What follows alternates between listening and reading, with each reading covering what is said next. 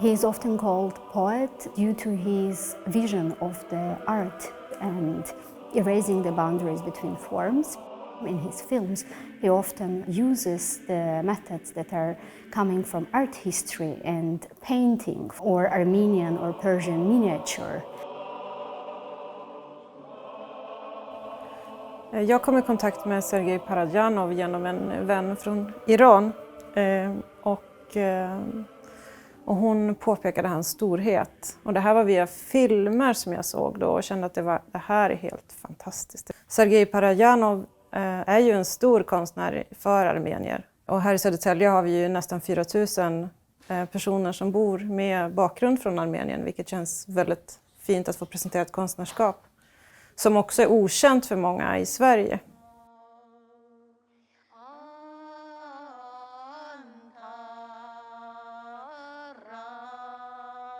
In 1924, when Parajanov was born, Georgia, Tbilisi, the place he was born, belonged to the Soviet Union. He was born in Armenian family that lived in Georgia. Armenians have been having a great Georgian diaspora since very long. He's been always dwelling himself into researching the folklore of the places he lived.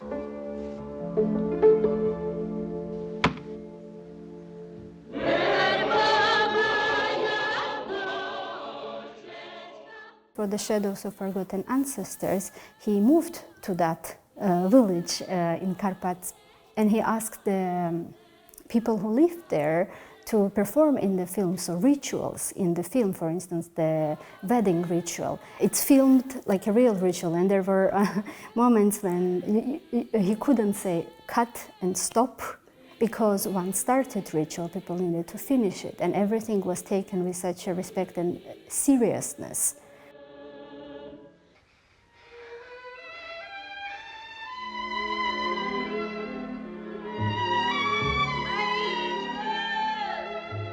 But also the beauty of that story is through the means like a color, through the means like a gesture, implementing, knowing, for instance, that in Persian culture, people loving each other who are in love, they often are depicted and seen with the same facial features.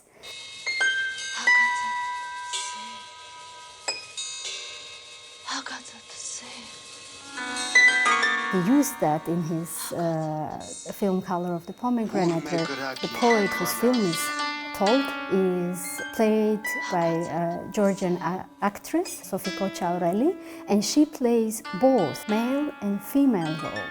The role of the poet and the role of the poet's love, Princess Anna. And this fluidity has been always present, like in oral stories. The reason to shoot this film was paradoxically the 50th anniversary of the October Revolution. We should remember that every time we speak of Parajanov, we speak of the Soviets. So many of his films were commissioned for some kind of jubilee and the Communist Party. Parajanov always strived to tell the story of a human being, of a person, of an individual with emotions, with weaknesses and with strengths, something that has been always going against the propaganda narrative.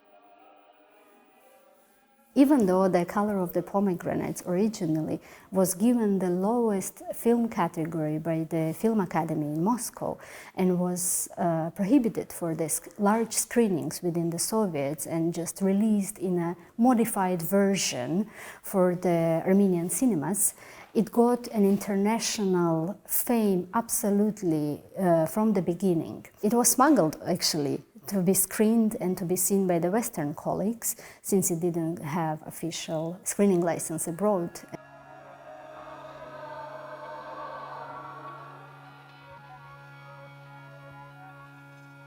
Parajanov was a very inconvenient figure for the Soviet authorities. for what he was loved for, he was also banished for that. It was seen dangerous. It was seen that it could evoke revolutionary thinking, especially in minorities. So overall, Parajanov was charged with 5 years of harsh labor camp. Another, of course, moment was his sexuality. He never hid his love for many people.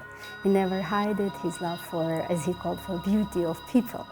That also became something that was used against and charged against Parajanov during the trial. Even though he never came out on his own terms, he was made to come out during the closed-door trials.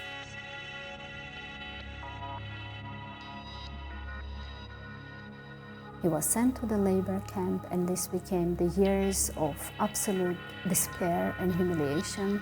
During the Venice film festivals and Venice art festivals, there were many protests happening in the West, many petitions signed, but this has not been seen inside the Soviets. We should always remember of the Iron Curtain.